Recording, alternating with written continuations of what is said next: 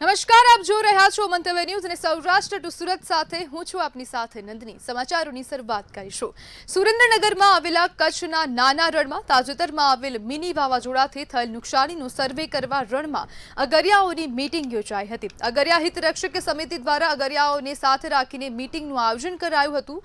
વાવાઝોડા વખતે મીઠાનું નુકસાન અને સોલાર પેનલનું નુકસાનની સરકાર તાત્કાલિક સર્વે કરી અને સહાય ચૂકવે તેવી માંગ કરવામાં આવી હતી।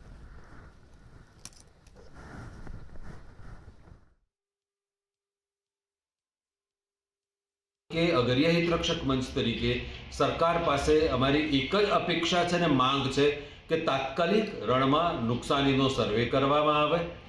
અગરિયાઓને સોલર પેનલનું જે નુકસાન થયું છે એ સોલર સિસ્ટમ જે સરકારે સબસિડીથી આપી હતી એ 80% સબસિડીથી સોલર પેનલો સ્ટાન્ડર્ડ સોલર પેનલો એ સર્ટિફાઈડ એજન્સીની જે હોય પ્રોડક્ટ જે હોય એ એમને પૂરી પાડવામાં આવે। અને ત્રીજું કે રિલીફ મેન્યુઅલ પ્રમાણે કોઈ પણ આપત્તિમાં જે કેશડોલ આપવામાં આવે છે એ તાત્કાલિક સર્વે હાથ ધરીને એનું કેશડોલ અગરિયાઓને ચૂકવવામાં આવે। આ ત્રણ અમારી મુખ્ય માગણીઓ છે। સુરેન્દ્રનગરના લીંબડી તાલુકામાં કમોસમી વરસાદ અને વાવાઝોડાના કારણે ખેડૂતોના ઊભા પાકને નુકસાન થયું છે, જેને લઈ લીંબડી સેવા સદન ખાતે તાલુકા કોંગ્રેસ સમિતિ દ્વારા ખેડૂતોને થયેલ નુકસાન અંગે આવેદન આપવામાં આવ્યું હતું અને ખેડૂતોના ઊભા પાકને થયેલ નુકસાની અંગે વળતર ચૂકવવાની માંગ કરવામાં આવી હતી।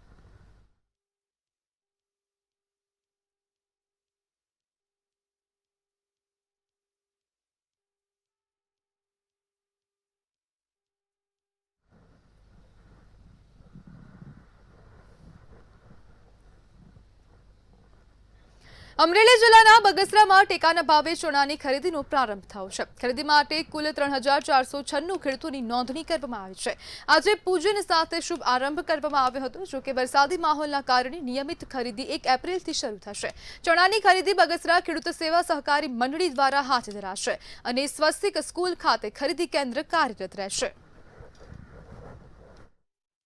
આજે સરકારશ્રીના ચણાના ટેકાના ભાવની ખરીદી ચાલી રહી છે, ત્યારે અમારી મંડળીને સૌભાગ્ય પ્રાપ્ત થયું છે અને હાલ અમે એપીએમસી યાર્ડની અંદર અમને ના પાડવાથી આજે અમે સ્વસ્તિક સ્કૂલ છે જે આમાં પર રોડ પર આવેલી છે ત્યાં અમે ભાડે રાખી અને આજે અમારે ચણાનું શ્રી ગણેશ અમે કરવામાં આવ્યું છે અને હાલ ખેડૂતોને 90 મણની મર્યાદા છે અને અત્યારે વરસાદી વાતાવરણ હોવાથી જે વરસાદની ખૂબ આગાહી હોવાથી અમે આજે ખાલી શ્રી ગણેશ કરવામાં આવ્યા છે અને 1 તારીખેથી 1 એપ્રિલથી અમે રાબેતા મુજબ ચાલુ કરી દઈશું।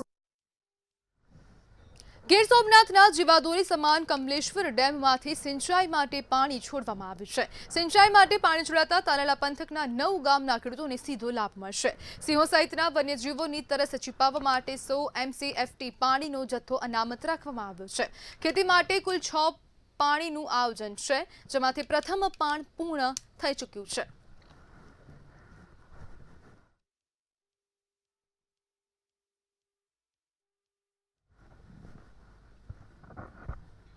રાજુ કરપડાની કિસાન સંકલ્પ યાત્રા સુદામડા પહોંચી હતી। ખેડૂતોના હિતમાં પાણી, વીજળી, પાક નુકસાન સહાય જેવા અનેક પ્રશ્નોને લઈને કિસાન સંકલ્પ યાત્રાની શરૂઆત કરવામાં આવી હતી। સાયલાના સુદામડા ગામે યાત્રાની પૂર્ણાહુતિ કરવામાં આવી હતી, જેમાં 200થી વધુ ટ્રેક્ટર, મોટી સંખ્યામાં કારનો કાફલો અને 5000ની આસપાસ ખેડૂતો ઉમટી પડ્યા હતા।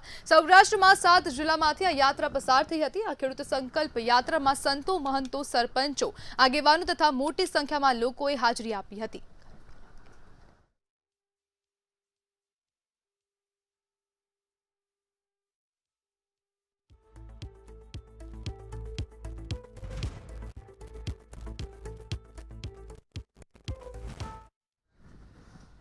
જૂનાગઢ શહેરમાં દિલવાડા મીટર ગેજ ટ્રેનના કારણે શહેરીજનોને ફાટક બંધ થવાના કારણે ભારે પરેશાની થઈ રહી છે। શહેરની મધ્યમાં 7 મુખ્ય ફાટકોમાંથી તળાવ દરવાજા, જયશ્રી ટોકીઝ અને ભૂતનાથ ફાટક પર બપોરના 11 વાગે અને સાંજના સમયે ટ્રેન પસાર થતા ટ્રાફિક જામ થતો રહે છે। વિધાનસભા ચૂંટણીમાં ધારાસભ્ય દ્વારા ફાટકની સમસ્યાનો ઉકેલ વહેલી તકે લાવવા વચન અપાયું હતું, પરંતુ હાલ યથાવત છે।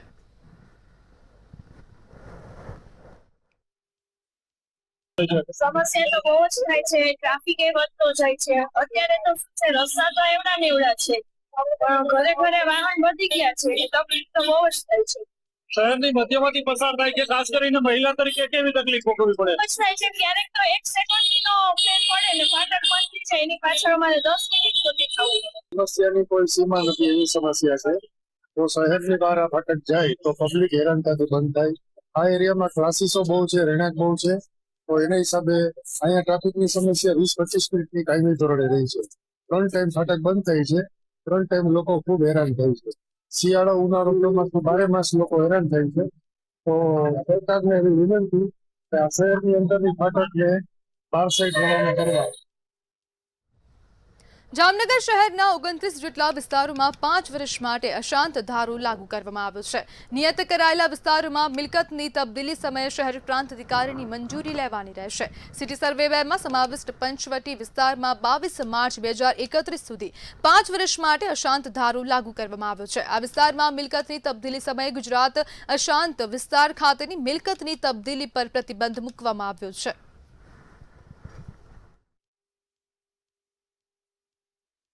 બે દિવસ પહેલા જામનગર શહેરના અમુક વિસ્તારોને અશાંત ધારા હેઠળ આવરી લેવાનું એક જાહેરનામું બહાર પાડ્યું છે. આ વિસ્તારોની વિગતવાર યાદી માહિતી ખાતા દ્વારા અને નોટિફિકેશન દ્વારા તમામ જાહેર જનતાની જાણ માટે મૂકવામાં આવેલી છે. અને આ વિસ્તારોમાં મિલકતની તબદીલી બાબતે અશાંત ધારાની જોગવાઈઓ હેઠળ પ્રતિબંધાત્મક રીતે જે જોગવાઈઓ કરવામાં આવી છે તે તાત્કાલિક અસરથી લાગુ થયેલી છે. આ બાબતે જે કાંઈ પણ વ્યક્તિઓને આ વિસ્તારોમાં અશાંત ધારાની જોગવાઈઓ હેઠળ જો એમની મિલકત આવરી લેવાતી હોય તો સંબંધિત પ્રાંત અધિકારી, જે આ કિસ્સામાં પ્રાંત અધિકારી અને નાયબ કલેક્ટર જામનગર શહેર છે, એમની પૂર્વ પરવાનગી મેળવ્યા બાદ આ તમામ વ્યવહારો આગળ વધારવાના રહેશે. અમરેલી જિલ્લા ભાજપ કાર્યાલયે રાજકીય ગરમાવો જોવા મળ્યો છે, જ્યાં સસ્પેન્ડ થયેલા કાર્યકરો અશોક માંગરોડિયા અને નિલેશ સાવલિયાએ રાજીનામું આપ્યાનું દાવો કર્યું હતું. તેમણે ભાજપમાં ન્યાય ન મળતો હોવાનો આક્ષેપ કરી મીડિયા સમક્ષ નિવેદન આપ્યું હતું. જ્યારે બીજી તરફ જિલ્લા ભાજપ મહામંત્રી રાજુ ભૂતિયાએ જણાવ્યું કે બંને કાર્યકરોને 29/12/2024થી સસ્પેન્ડ કરવામાં આવ્યા છે અને પાર્ટીને બદનામ કરવા માટે આ નાટક કરાયું છે. લગભગ 20 વર્ષથી વધારે સમયથી તો ભાજપ સાથે સક્રિય રીતના છું. પહેલાં રાષ્ટ્રીય સ્વયંસેવક સંઘ સાથે સ્વયંસેવક અલગ અલગ તાલુકાની જિલ્લાની જવાબદારીઓ નિભાવી ભારતીય જનતા પાર્ટીમાં સક્રિય થયો છું. ભારતીય જનતા પાર્ટીની હિન્દુત્વની વાત ઘરે ઘરે પહોંચાડવામાં મારે જિંદગીના 25 વર્ષ જેવી ખર્ચી નાખ્યા હોય અને છતાં કોઈ મુદ્દા વગરના મારી ઉપર એલિગેટ થયા હોય અને એમાં પાર્ટીના અલગ અલગ સ્ટેજ ઉપર અલગ અલગ ફોરમ ઉપર રજૂઆત કરેલી હોય અને હજી સુધી ન્યાય ન મળતો હોય, માત્ર એક જ વ્યક્તિના આધારિત પાર્ટી અત્યારે ચાલતી હોય એવું જ લાગે છે. 29/12/2024 રોજ તત્કાલીન અમારા ત્યારે ભારતીય જનતા પાર્ટીના પ્રમુખ ઘનશ્યામભાઈ ત્રાપસિયા દ્વારા જેઓને પ્રાથમિક સભ્ય પદેથી પણ સસ્પેન્ડ કરેલ છે. એમ છતાંય અત્યારે સ્થાનિક સ્વરાજ્યની ચૂંટણીઓ જ્યારે નજીક આવી રહી હોય ત્યારે પોતાની વ્યક્તિગત મહેચ્છાઓ પૂર્ણ કરવા, વ્યક્તિગત પોતાને કોઈ મોટું બતાવવા અને એક નવી ફેશન ચાલે છે કે ભાજપમાં આમ છે ને તેમ છે, એટલે કે ભારતીય જનતા પાર્ટીને બદનામ કરવાનું એક કાવતરા રૂપે અને એક ષડયંત્ર સ્વરૂપે આજે એ લોકો ભારતીય જનતા પાર્ટીની ઓફિસે આવી અને પ્રાથમિક સભ્ય પદેથી અમને રાજીનામું આપીએ છે એવું રાજીનામું આપ્યું છે. સુરતમાં કથિત યોગ ગુરુ પ્રદીપ સામે નકલી નોટ કૌભાંડ અને કામલીલાના ગંભીર આક્ષેપો સામે આવ્યા છે. આશ્રમના પૂર્વ સાધકે યોગ ગુરુની કામલીલાનો પર્દાફાશ કર્યો છે. મહિલાઓ સાથે અશ્લીલતા સાથે વાત કરતા હોવાનો આક્ષેપ કરાયો છે અને છોકરીઓ અવાજ ઉઠાવે તો પૈસા આપી ચૂપ કરાવતાનો પણ આક્ષેપ કર્યો હતો.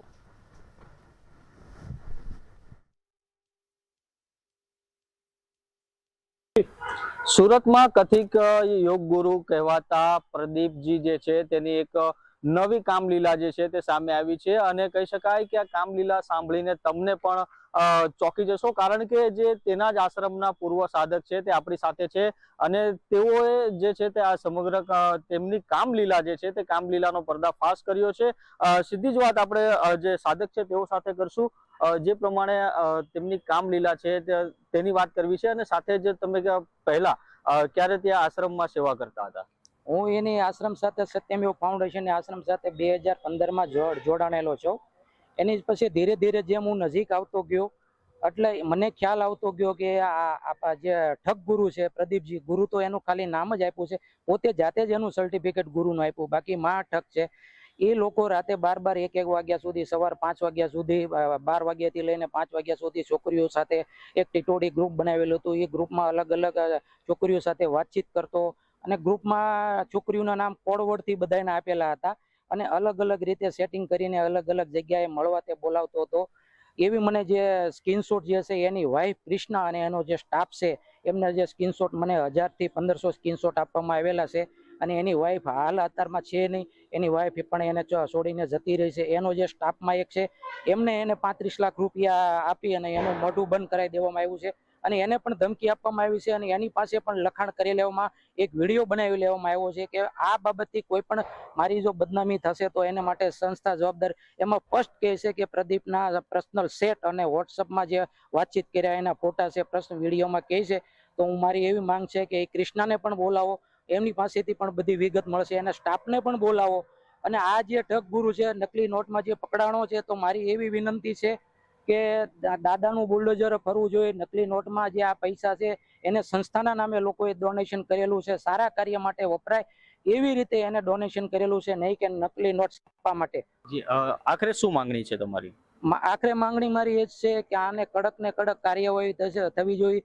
ધર્મના નામે કોઈ આવા ઢોંગ કરવાનો જોઈએ, સનાતન ધર્મને કોઈ બદનામ ન કરવો જોઈએ અને આનો જે આશ્રમ છે એ બુલડોઝર ફરવું જોઈએ એવી મારી માંગ છે. અને જગ્યા જે સાધકોની છે, સાધકોને નહીં તો કઈ નહીં ત્યાં ગૌશાળા બનાવે અને સારું કાર્ય થાય એવી મારી વિનંતી છે. જી, ચોક્કસથી તો આ હતા પૂર્વ સાધક અને તેઓ માંગણી કરી રહ્યા છે કે આ જે કથિત યોગ ગુરુ છે તેની ઉપર કડકમાં કડક કાર્યવાહી થાય, તેમજ દાદાનું બુલડોઝર જે છે તેના આશ્રમ ઉપર ફરે, તેમજ તેમનો આશ્રમ જે છે તે સાધકોને મળે, તેમજ ત્યાં ધર્મના સારા કાર્ય થાય તેવી માંગણી હાલ અત્યારે પૂર્વ સાધક કરી રહ્યા છે.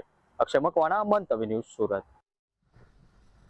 સુરતના ખજોદ ડમ્પિંગ સાઇટમાં ફરી એકવાર ભીષણ આગ લાગતા તંત્ર સામે ગંભીર સવાલો ઉભા થયા હતા. છેલ્લા 52 દિવસમાં બીજી વાર લાગેલી આ આગને કારણે આસપાસના વિસ્તારોમાં ઝેરી ધુમાડાના કાળા વાદળો ફેલાયા હતા. પૂર્વ કોર્પોરેટર વિજય પાનસુરિયાએ આ આગને માનવ સર્જિત ગણાવી ઇજારદાર અને અધિકારીઓની મિલીભગતથી કૌભાંડ થયાનો આક્ષેપ કર્યો છે.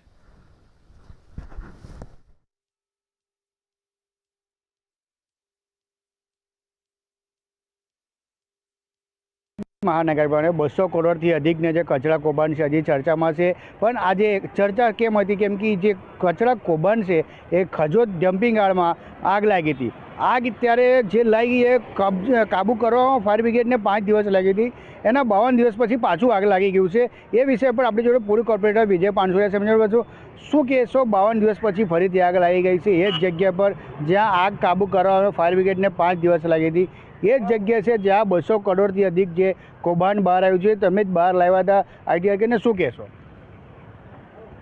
213 કરોડનું કચરા કૌભાંડ છે. આ કૌભાંડને છુપાવવા માટે, એના પુરાવા નષ્ટ કરવા માટે આ કચરા કૌભાંડ આચરવામાં આવ્યું છે. 24 કલાકથી વધુ સમય થઈ ગયો છે, આગ હજુ લાગેલી છે, કાબૂમાં નથી. આ આગ શા માટે લાગી બધાને પ્રશ્ન થાય છે. તો આ આગ છે માનવ સર્જિત છે. માનવ સર્જિત શા માટે છે કે ખજોદ ડમ્પિંગ સાઇટ પર આ ઇજારદારે છેલ્લા 3 વર્ષમાં 30 લાખ મેટ્રિક ટન કચરાનો નિકાલ કરવાનો હોય છે, સાયન્ટિફિક વે નિકાલ કરવાનો હોય છે.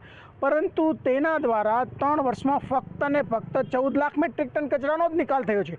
બાકીનો કચરો એઝ ઇટ ઇઝ કોઈ પણ પ્રકારની પ્રોસેસ વગર ત્યાં પડ્યો છે. એટલે એની પાસે ભૂતકાળમાં બી આ કોન્ટ્રાક્ટર દ્વારા આ કચરો શહેરના અંતરિયાળ ગામોમાં, દૂર ગામોમાં ફેંકી દેવા માટે એફઆઈઆર બી થઈ છે. કચરો ત્યાં સળગવાની ઘટના બી બની છે. 52 દિવસ પહેલાં કચરો સળગવાની ઘટના બની હતી. કચરો શા માટે સળગ્યો, પર્યાવરણને કેટલું નુકસાન ગયું, શા માટે એમાં કોઈ તપાસ સમિતિ હતી તેનો રિપોર્ટ ના આવ્યો, અને કચરો એ આગ લાગ્યા બાદ આજ દિન સુધી એમાં પ્રિકોશનના પગલાં કેમ ના લીધા? એટલે બંને ઘટનાઓ એકસાથે સંલગ્ન છે. એટલે ક્યાંક ને ક્યાંક પોતે કરેલો ભ્રષ્ટાચાર અને પાપ છુપાવવા માટે જ આ કચરાને સળગાવી દેવામાં આવ્યો. બોલો, આ વિજયભાઈ પાનસુરિયા જે આરોપ સીધે લગાવી રહ્યા છે કે ખાસ કરીને જે મહાનગરપાલિકાના અધિકારીઓ હોય કે એના વહીવટદારોએ બધાને મિલીભગત થઈ છે. ને કેમ કે ખાસ કરીને જ્યારે 52 દિવસમાં ફરીથી બીજી વખત આગ લાગી જાય ને આટલું ભીકરા લૂપ આવી જાય, કશે ને કશે દેખાઈ રહ્યું છે કે માનવ સર્જિત આગ છે, આગ લગાવવામાં આવ્યું છે. કેમ કે જે આગ છે આખા પ્લોટમાં એક સાથે લાગ્યું છે, એક વખતે જ લાગ્યું છે. જે આગને વિકરાળ રૂપ છે એ ત્યાંથી 21 કિલોમીટર દૂરથી પણ દેખાઈ રહ્યું છે કે કશે ના કશે આ મોટી આગ દેખાઈ રહ્યું છે. પણ ખાસ કરીને જ્યારે આગ લગાવવામાં આવ્યું તો આગને એક જ કારણ થઈ શકે કેમ કે કચરા છુપાવવામાં કચરા બંધ છે એ છુપાવવામાં આવે ને લોકોને છે એ ખબર નહીં પડે કે કચરા જે છે કોન્ટ્રાક્ટર દ્વારા લાવીને ક્યાં મૂકવા આવે છે એ છુપાવવા માટે કશે ને કશે આગ લગાવવામાં આવી રહ્યું છે. મંતવ્ય ન્યૂઝ સુરતથી દીપક રાય. સુરતમાં 21 વર્ષથી ફરાર લૂંટ અને દુષ્કર્મના કેસનો મુખ્ય આરોપી સુનિલ ઉર્ફે ડુમરે કાળે આખરે પોલીસના જાળમાં ફસાયો હતો. લિંબાયત પોલીસે 2003માં પર્વત પાટિયા વિસ્તારમાં બનેલા ગંભીર ગુનામાં સામેલા રીઢા ગુનેગારને ઝડપી લીધો હતો. 1000થી વધુ કલાકના ફિલ્ડ વર્ક અને ટેકનિકલ સર્વેલન્સ બાદ પોલીસે આ મહત્વપૂર્ણ ઓપરેશન સફળતાપૂર્વક પાર પાડ્યું હતું. પોલીસ સ્ટેશન વિસ્તારમાં 2003માં એક લૂંટ વિથ રેપનો ગુનો દાખલ થયેલો હતો.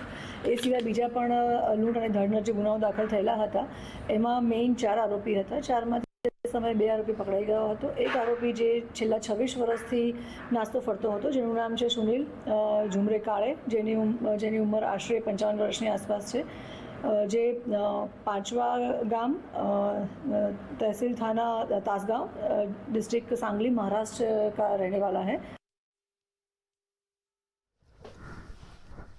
જામનગરમાં સિંઘમ સ્ટાઇલમાં રાજકોટ રેન્જના આઈજી નિલિત રાયનું ભવ્ય સ્વાગત કરવામાં આવ્યું હતું.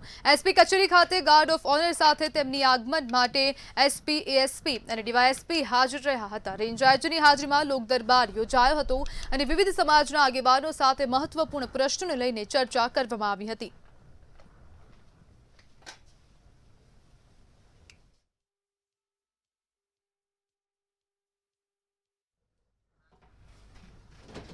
ભાવનગર પોલીસ મથકમાં 8 સાયબર ઠગિયાઓ વિરુદ્ધ પોલીસ ફરિયાદ નોંધાઈ છે. 134 બેંક ખાતામાંથી 8.11 કરોડનું સાયબર ફ્રોડ કર્યું હોવાનું સામે આવ્યું છે.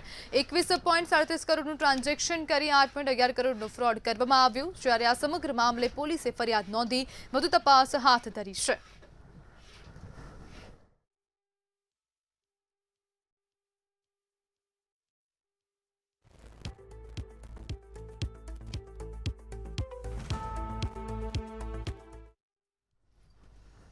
ભાવનગર શહેરમાં ખાદ્ય સુરક્ષાને લઈને મહાનગરપાલિકા દ્વારા મહત્વપૂર્ણ કાર્યવાહી હાથ ધરવામાં આવી હતી. મનપા આરોગ્ય વિભાગની ફૂડ સેફ્ટી શાખા દ્વારા શહેરના વિવિધ વિસ્તારોમાં તપાસ અભિયાન ચલાવી ખાદ્ય પદાર્થોના નમૂનાઓ લેવામાં આવ્યા હતા.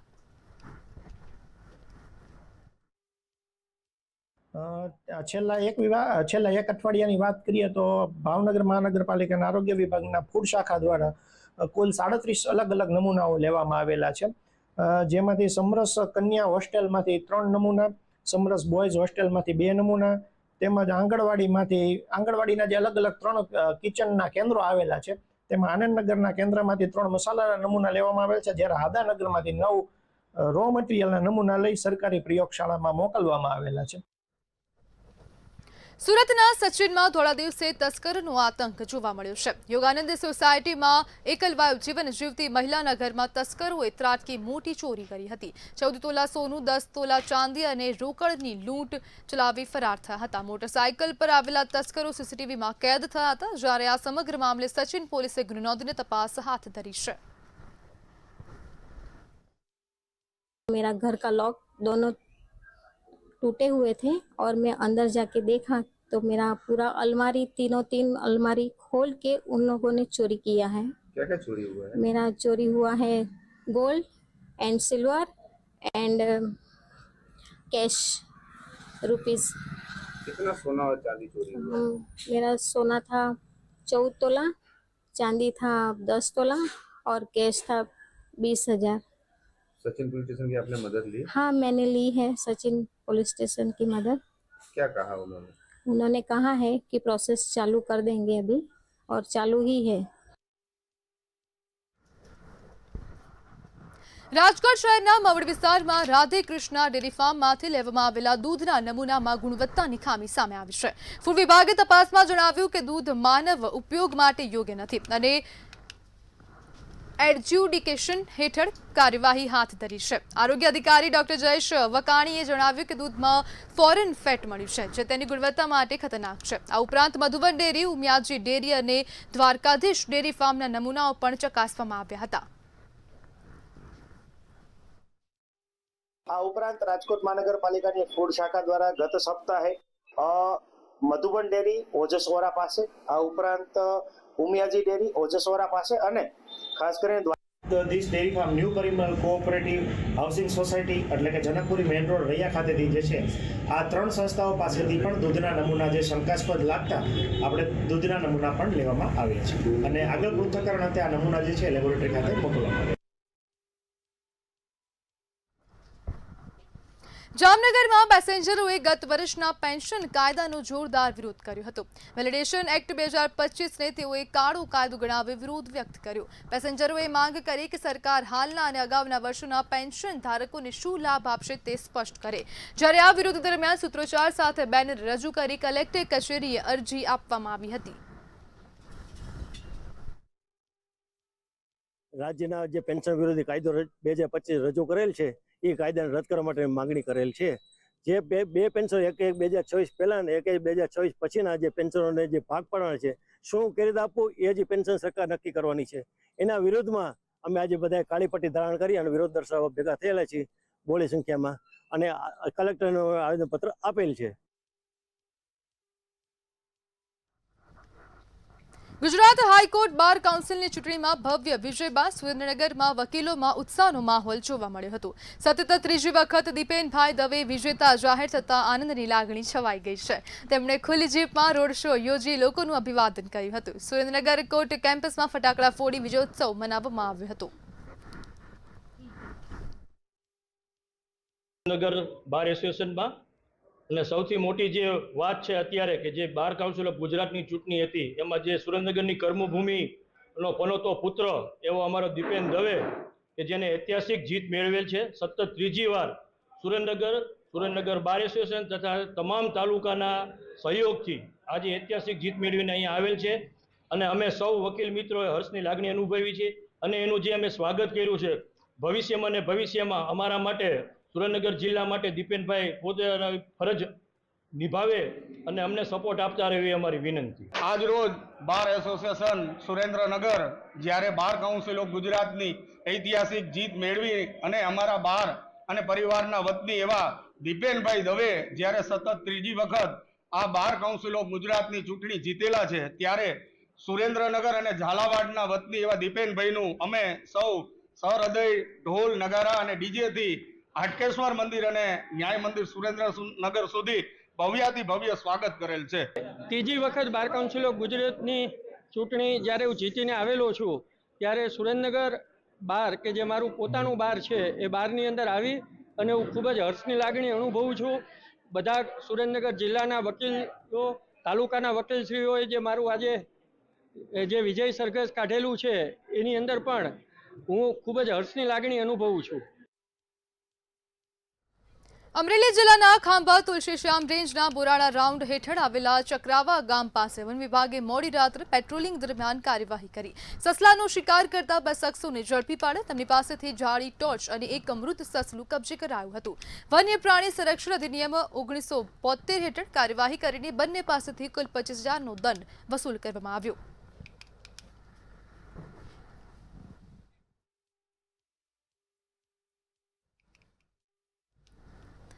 સુરેન્દ્રનગર જિલ્લાના સાયલામાં ગૌતમ ગેસ એજન્સી વિવાદમાં આવી છે. ઘરેલું ગેસ માટે ગ્રાહકોને વારંવાર ધક્કા ખાવા પડે છે અને એજન્સી ખાતે લાંબી લાઈનો લાગી રહી છે. જ્યારે એક તરફ પેટ્રોલ પંપ પર ભીડ છે તો બીજી તરફ ગેસ માટે પણ લોકો પરેશાન છે.